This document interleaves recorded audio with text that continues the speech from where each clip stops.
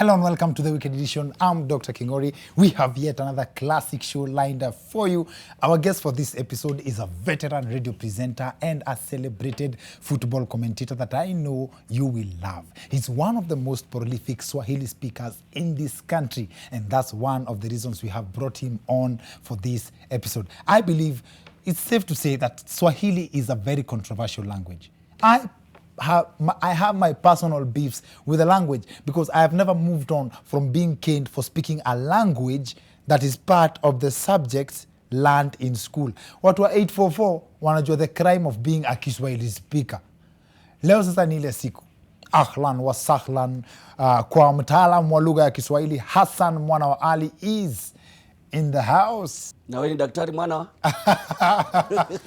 We'll be talking to him in a bit, but first, how about we break down the highlights of yet another action-filled week. You are stealing from me. The police is stealing from me. This is my money. Why are you stealing from me?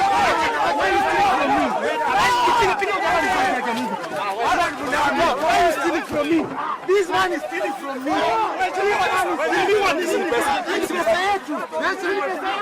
Now, that's the Kakamega Senator Cleophas Malala screaming as 2 million bob was being snatched from him in the full glare of cameras during the Matungu by-elections last Thursday. Now, this right here shows that even politicians know the pain of losing money. Now, it's funny how a whole senator can be screaming about losing money, but it seems like no one cares. No one's doing anything. That bothered me so much until it hit me that Senator Malala was complaining about losing 2 million bob to people who not very long ago learned that they lose 2 billion shillings daily. Or maybe people just didn't care because Cleophas Malala is a politician. So haters wanasema ati watching a politician getting robbed ni kama mtu wa kuibia simu alafu mpate hata yeye hapo mbele ananyang'anywa hiyo simu. More like pwagu kumpata pwaguzi. And that clip is very sad on very many levels. One, the fact that someone is being robbed in broad daylight and no one cared and no one did anything. And two, the fact that it's the people who are supposed to protect the senator who are accused of robbing him. And three, the narrative about what the senator was doing with 2 million shillings in cash at a polling station on a voting day. And last but not least, this you just have to see for yourself. Watch out for the one guy who comes in last to collect leftovers. Now this can very easily be the best impression of how the government works. Mkenya wa kawaida anapatanga tu ile kitu imebaki after wakubwa shangangania mali yote. This could also support the idea that all Kenyans are technically thieves. The problem or the difference is the lack of opportunity to steal. And going by this theory, the only positive thing about this nation is that you never know when your opportunity will present itself, just like it did for this lady. Times you hear of a miracle and the testimonies are ordinarily at pulpits and stages. But for Eunice Cherono, who runs Lyon's Interior Deco and Design, her alleged testimony was shared before the Public Investments Committee. Yes, you've told us here that you walked into KEMSA offices. How did you know that KEMSA needed these items? I didn't know anyone. I just went there. Okay. And before this, the situation I was so bad that I really relied on prayer. I prayed about it, that actually it is God who directed me. Eunice Cherono amesema aliomba na Bwana akamtendea. In other news, following reports that former Nairobi Governor Mike Sonko is unfit to stand trial, the courts have ordered for another psychiatric test to be carried out on him at the Kenyatta National Hospital. Haters have criticized the move, terming it as a waste of public resources. Ati mtu yote anataka kujua mali wazimu ya Sonko imefika just needs to watch the news. Sonko telling the courts that he is not mentally fit to stand trial teaches us one thing: usiwahi dharau mtu. Hata ukiona mwenda wazimu kwa barabara, kuna mtu anatamani kukua yeye. In fact, watu wanafaa kutreat mwenda wazimu with respect. Ukiona mwenda wazimu kwa barabara, hey, we governor, your excellency. But then again, why do you need a psychiatric test to tell kama mtu hayuko poa kiakili? The standard symptoms, according to Kenyans, that shows that one is not mentally okay is how they talk. Giving some small bottles of Hennessy in the the food the package which we give to our people. I think from the research which has been conducted by the World Health Organization and various health organizations, it has been revealed that alcohol plays a very major role in killing the coronavirus or any sort of virus. How they dress? I want you to declare if that's really in order for a member to dress that way. Do you have any explanation for that? Mr. Speaker, and I'm representing the youth in this House, Mr. Speaker. I think the honorable member should concentrate on his constituents, Mr. Speaker, instead of interfering with me, Mr. Speaker. Can you go out of the House and come back when you address them? And how people abandon them. Now, more than twice, the governor is on record admitting to smoking bang. Now, hearing that he's telling the courts that hayuko poa kiakili, mazina vile watu wa bangi wanakataanga ati bangi iwezi fanya mtu wa kuwa mwenda wazimu. Na onyesho letu la leo ni kuhusu lugha ya Kiswahili, lugha ambayo tuwaizungumza kila siku, ni lugha ambayo iko karibu kuomoka Afrika mzima, especially baada ya mkutano wa hivi majuzi ambapo hata kiongozi maarufu wa upinzani nchini Afrika Kusini Bwana Julius Malema aliyasema haya. We call upon Swahili to be the one of the languages that are spoken as a language of unity in the African continent. Cha kushangaza ni kwamba alipigia Kiswahili debe kwa lugha ya Kimombo. Haya basi, kwa hayo na mengine mengi tuwaungana na mtaalamu wa lugha na mtangazaji maarufu sana Hassan Mwana wa Ali kwa wenye upande wa pili wa studio. Kwa sasa wacha nipige kopo la mate. See you guys in a bit.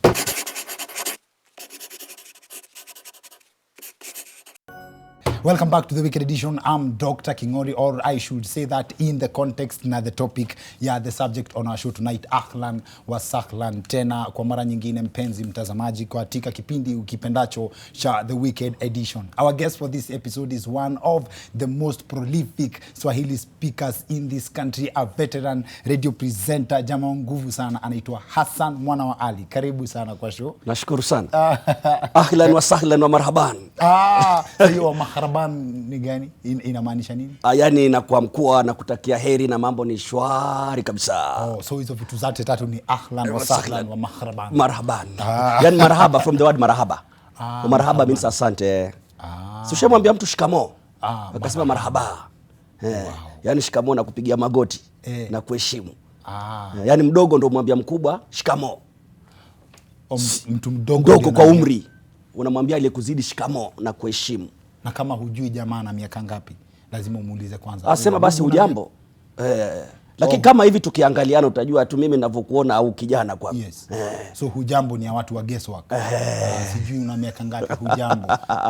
Kwa hiyo huwa hivyo shikamo, salamu muhimu sana. Sana sana shikamo babu, shikamo shangazi na mambo kama hayo bwana. Na hii lugha ya Kiswahili yenye tunaisoma kwa shule, kuna watu wanaipractice vile tunaisoma kwa shule? Baadhi wanasoma, wanafanya maandalizi, wanazingatia mambo yote haya. Ushapata bwana? Ndio hivi tumeanza kipindi sio? Nikushukuru bwana kwa mwaliko. Karibu sana, karibu sana. Alafu umependeza. Asante. Lakini sikukushinda. Inaonekana anayekutizama wewe ndiye fikiri mtangazaji ghali zaidi kwa haya mavazi yako. Mtangazaji ambaye nafikiri analipwa vizuri sana Afrika Mashariki. Afrika Mashariki na Kati wake. Hujasikia wanasema pale kwenye mitandaoni sio kila mtu mwenye suti ana pesa, wengine ni wajaluo. Na Waswahili wanasema njia ya kuficha umaskini ni kuvalia nadhifu.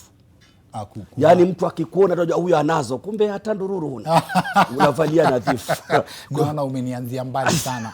Naona umenizungukia na compliments zinaitwaje kwa Kiswahili sanifu? Hizo ni shukrani zile, asante zile, hongera, pongezi. Kama hivyo kunialika bwana si jambo dogo. Mimi mtu mdogo kiasi umenialika wewe kipindi kikubwa kama hiki. Wewe kukuja. Kipindi kinapendwa hiki, kinavuma, kinarindima. Ushapata? Kumvunja Mkenya mbavu nafikiri ni jambo rahisi. Asante. Na ugumu wa maisha na hili janga la corona. Lakini unawavunja wa Kenya mbavu. Unafanya kazi nzuri mwanangu. Asante sana, asante sana. Naam. Ningependa kufikia miaka ya experience kama yako. Unasema uzoefu. Uzoefu. Tajriba. Experience. Na tajriba ni. Wow. Na sasa nyinyi watu wa kuongea Kiswahili sanifu mnakuanga na, for lack of a better word, machungu mkisikia watu wanakiharibu Kiswahili, butchering the language. Inauma. Kwa nini? As long as we can communicate. Inakirihisha, inaumiza. Kwa sababu gani? Yes. Umewahi kukatwa na msumeno? Ama kwa bahati mbaya mkicheza mwenzako amewahi kukuuma mtulinga, hili fupa la bega hili anaenda kufanya ni uchungu sana. Wewe mbona usiseme I went home yesterday coming?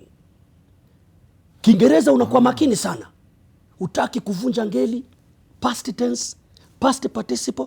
Lakini Kiswahili hizi duka hizi hizi ati hii mtu hii imekuja, yani unafikiri kuvunja tu lugha ni raha kwako.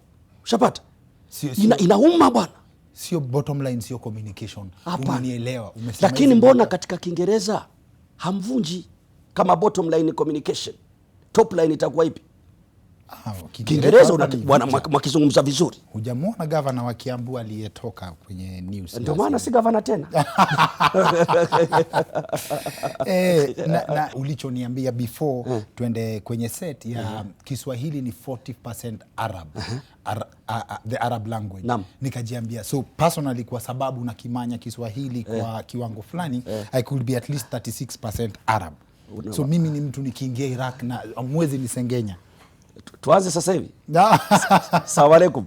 Alaikum salam. Ushaona umekipata bwana. 80%. Umeona bwana? Na nafikiri kama wewe nimechunguza historia yako fupi. Ulipata alama ya A, yani Kiswahili. Ama ni cheti cha River Road. Kuonesha kwamba Kiswahili unakijua sana. Ya mtihani. Sasa baada hapo ndivyo ilivyo syllabus yetu. Mfumo wa elimu unasoma kwa ajili ya mtihani.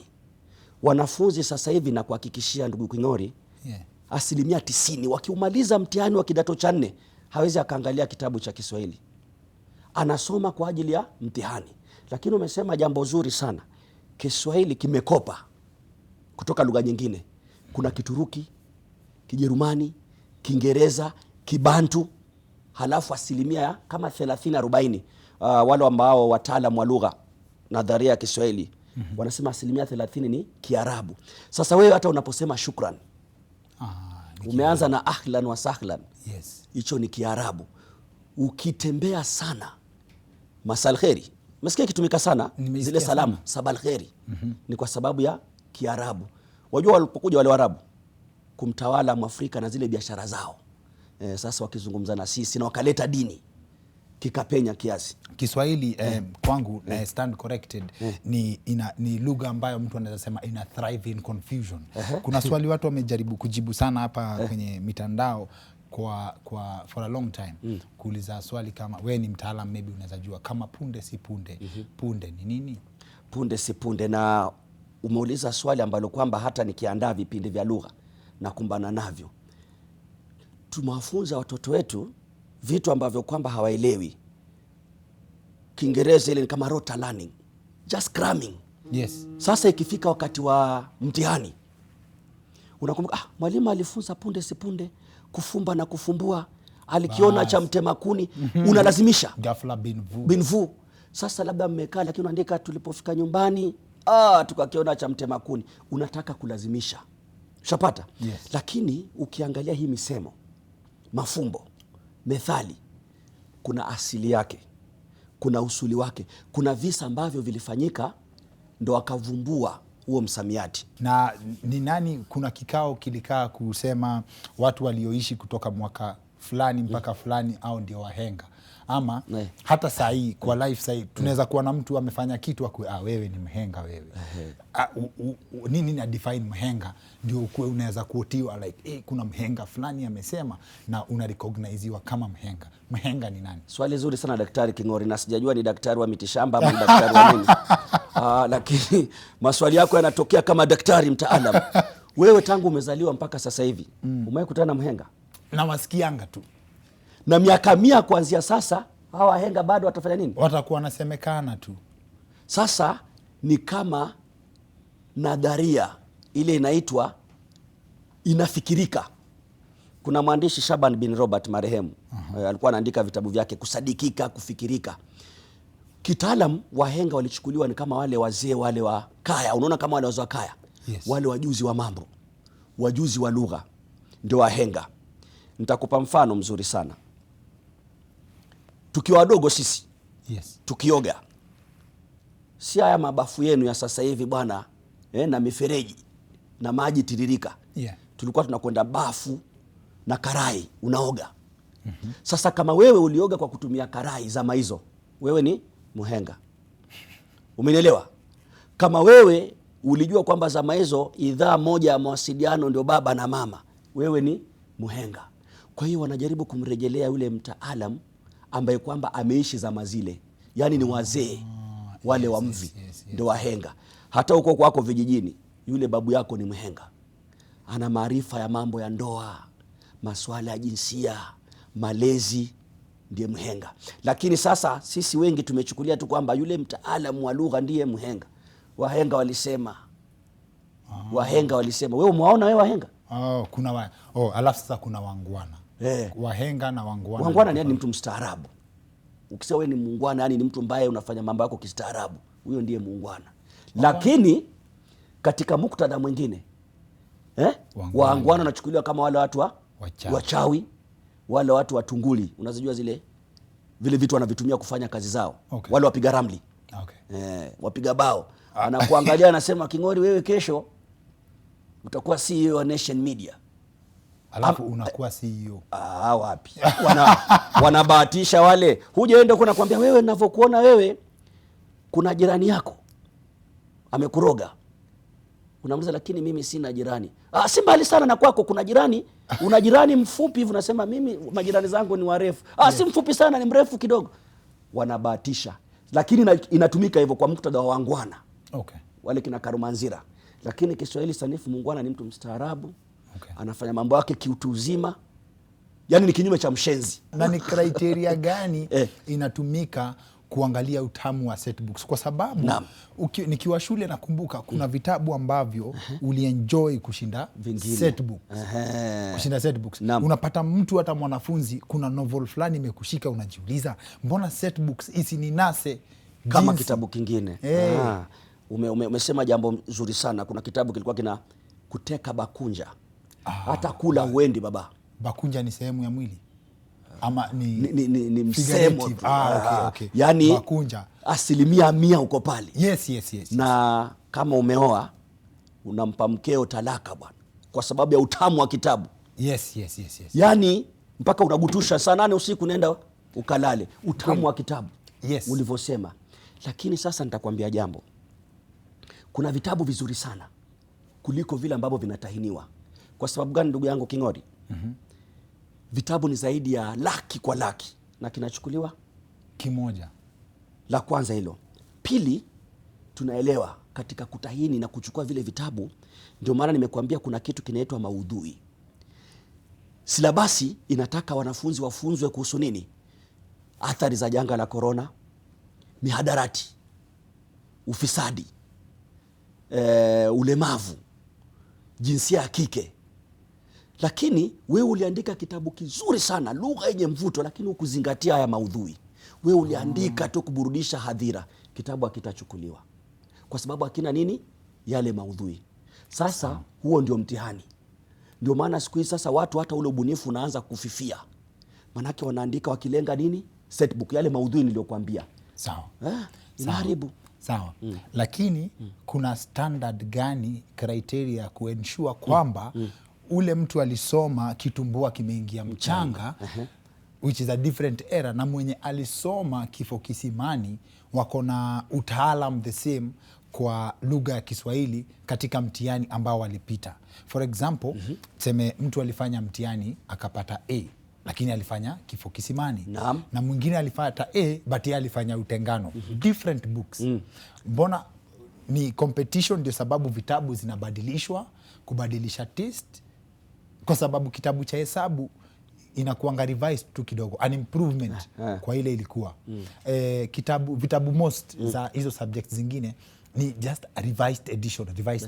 Yeah. Mbona set books na hizo nini hazina revised edition ni a totally new book?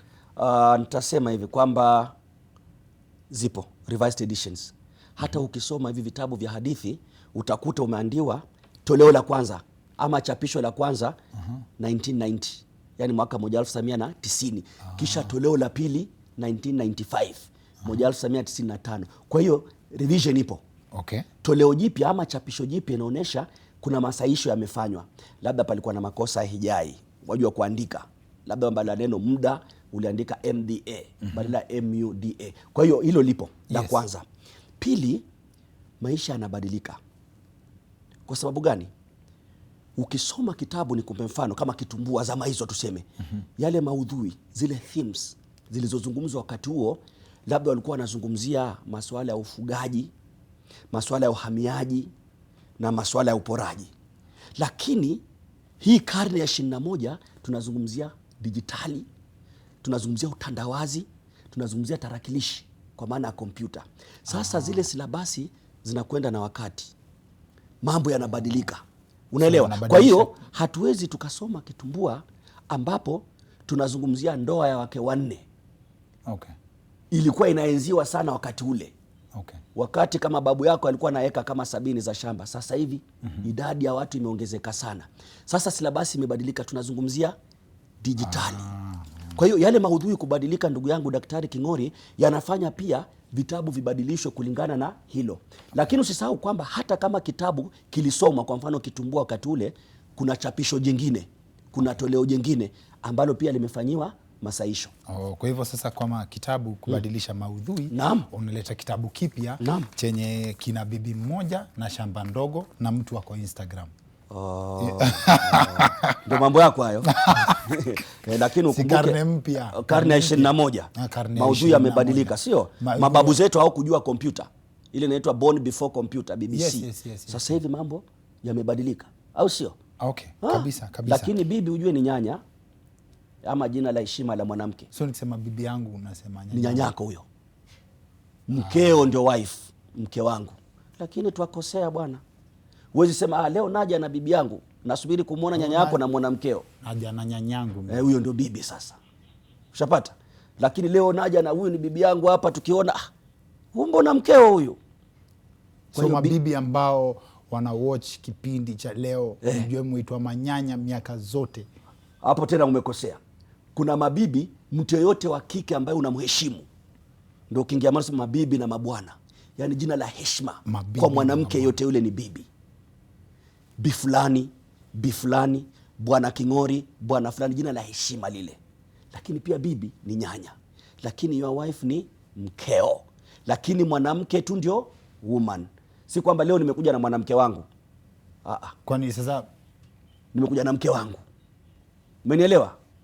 Wewe nimeambiwa kabla nije hiki kipindi nikomeshe utundu wa wewe kuharibu lugha hapa.